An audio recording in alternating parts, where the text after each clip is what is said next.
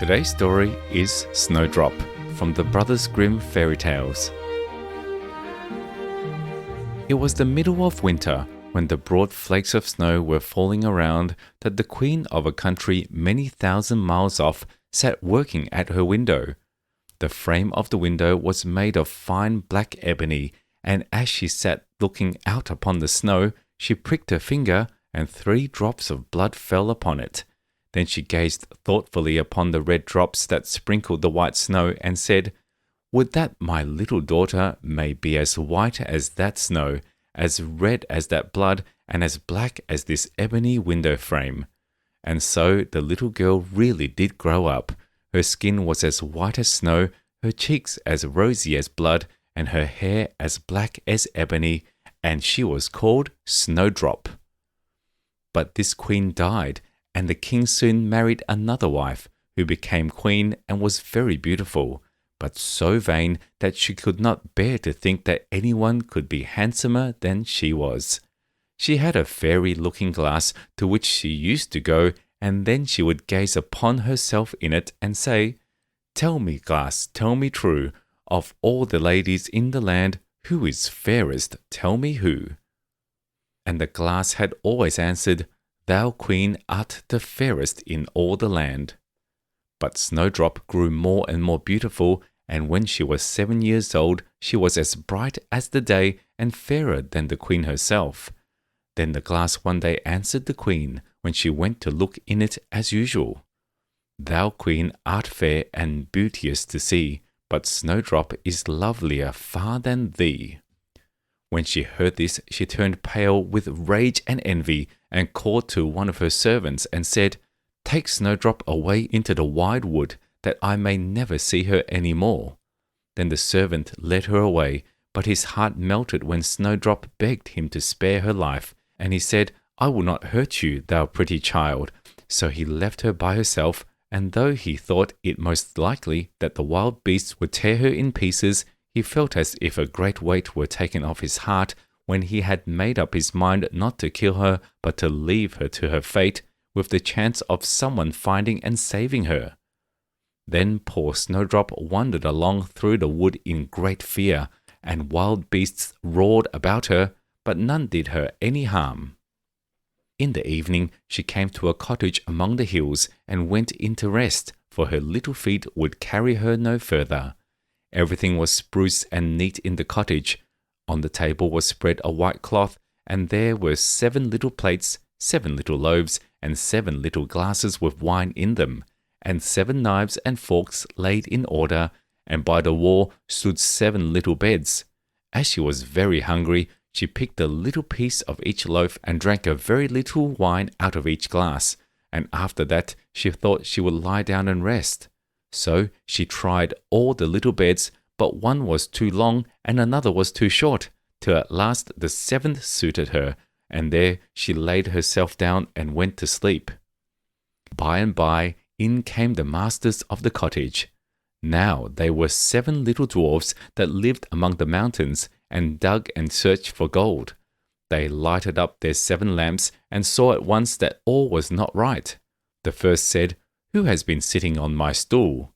The second, "Who had been eating off my plate?" The third, "Who has been picking my bread?" The fourth, "Who has been meddling with my spoon?" The fifth, "Who has been handling my fork?" The sixth, "Who had been cutting with my knife?" The seventh, "Who had been drinking my wine?" Then the first looked around and said, "Who has been lying on my bed?" And the rest came running to him, and everyone cried out that somebody had been upon his bed. But the 7th saw Snowdrop, and called all his brethren to come and see her, and they cried out with wonder and astonishment, and brought their lamps to look at her, and said, "Good heavens, what a lovely child she is!" And they were very glad to see her, and took care not to wake her, and the 7th dwarf slept an hour with each of the other dwarfs in turn till the night was gone. In the morning Snowdrop told them all her story, and they pitied her, and said if she would keep all things in order, and cook and wash and knit and spin for them, she might stay where she was, and they would take good care of her. Then they went out all day long to their work, seeking for gold and silver in the mountains. But Snowdrop was left at home, and they warned her and said, "The queen will soon find out where you are, so take care and let no one in."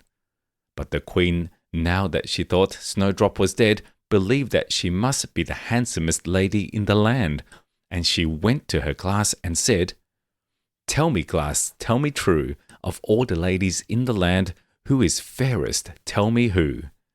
And the glass answered, "Thou, queen, art the fairest in all this land, but over the hills in the greenwood shade, where the 7 dwarfs their dwellings have made, there Snowdrop is hiding her head, and she is lovelier far, O queen, than thee."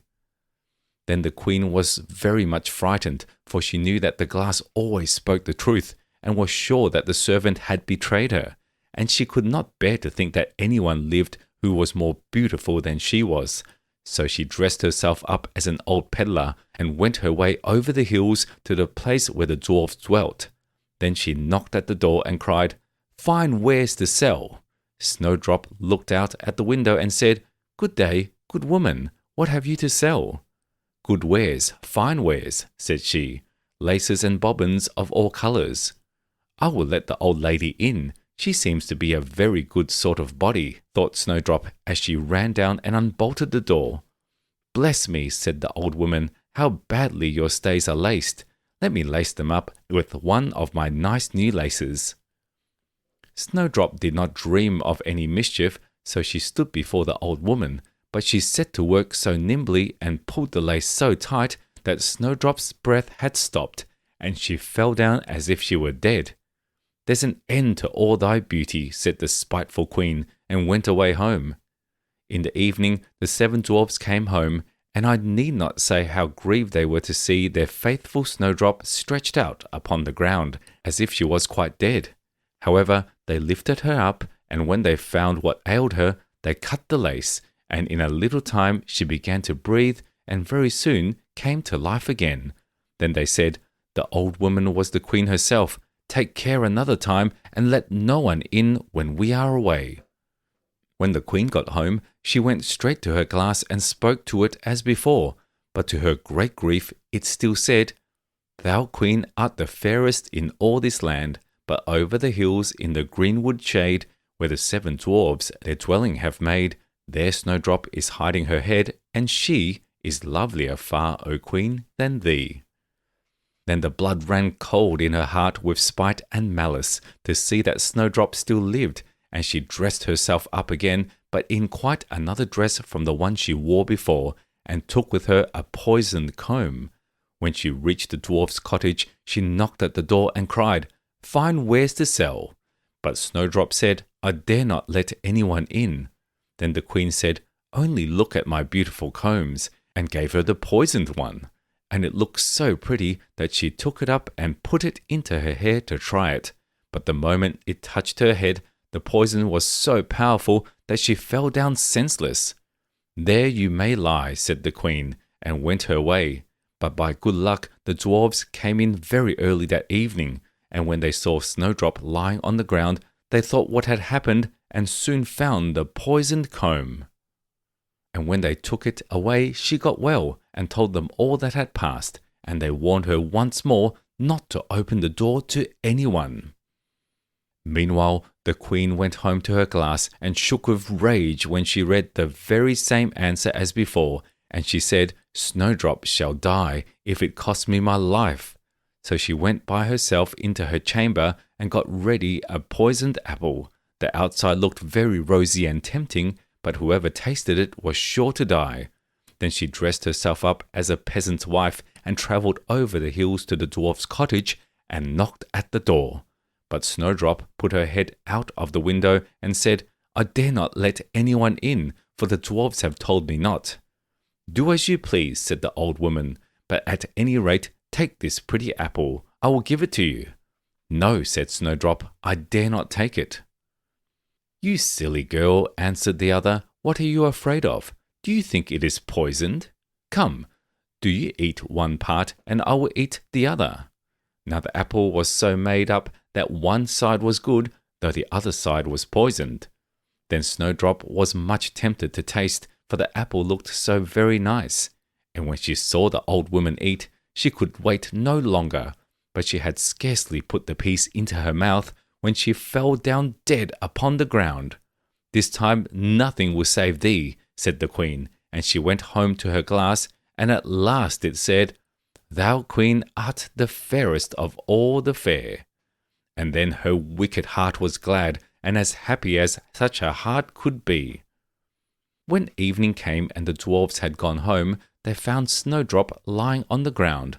No breath came from her lips, and they were afraid that she was quite dead. They lifted her up and combed her hair and washed her face with wine and water, but all was in vain, for the little girl seemed quite dead. So they laid her down upon a bier, and all 7 watched and bewailed her 3 whole days, and then they thought they would bury her, but her cheeks were still rosy, and her face looked just as it did while she was alive. So they said, "We will never bury her in the cold ground," and they made a coffin of glass so that they might still look at her, and wrote upon it in gold letters what her name was, and that she was a king's daughter. And the coffin was set among the hills, and one of the dwarfs always sat by it and watched. And the birds of the air came too, and bemoaned Snowdrop, and first of all came an owl, and then a raven, and at last a dove, and sat by her side. And thus Snowdrop lay for a long, long time, and still only looked as though she was asleep, for she was even now as white as snow, and as red as blood, and as black as ebony. At last a prince came and called at the dwarf's house, and he saw Snowdrop, and read what was written in gold letters. Then he offered the dwarfs money, and prayed and besought them to let him take her away. But they said, "We will not part with her for all the gold in the world." At last, however, they had pity on him, and gave him the coffin. But the moment he lifted it up to carry it home with him, the piece of apple fell from between her lips, and Snowdrop awoke and said, "Where am I?" And the prince said, "Thou art quite safe with me." Then he told her all that had happened, and said, "I love you far better than all the world, so come with me to my father's palace, and you shall be my wife." And Snowdrop consented, and went home with the prince, and everything was got ready with great pomp and splendor for their wedding. To the feast was asked, among the rest, Snowdrop's old enemy, the queen, and as she was dressing herself in fine rich clothes, she looked in the glass and said, "Tell me, glass, tell me true, of all the ladies in the land, who is fairest? Tell me who." And the glass answered, "Thou, lady, art loveliest here, I ween, but lovelier far is the new-made queen." When she heard this, she started with rage, but her envy and curiosity was so great that she could not help setting out to see the bride. And when she got there and saw that it was no other than Snowdrop, who, as she thought, had been dead a long while, she choked with rage and fell down and died. But Snowdrop and the prince lived and reigned happily over that land many, many years. And sometimes they went up into the mountains and paid a visit to the little dwarfs who had been so kind to Snowdrop in her time of need. We hope you enjoyed the story. Subscribe for more. See you next time.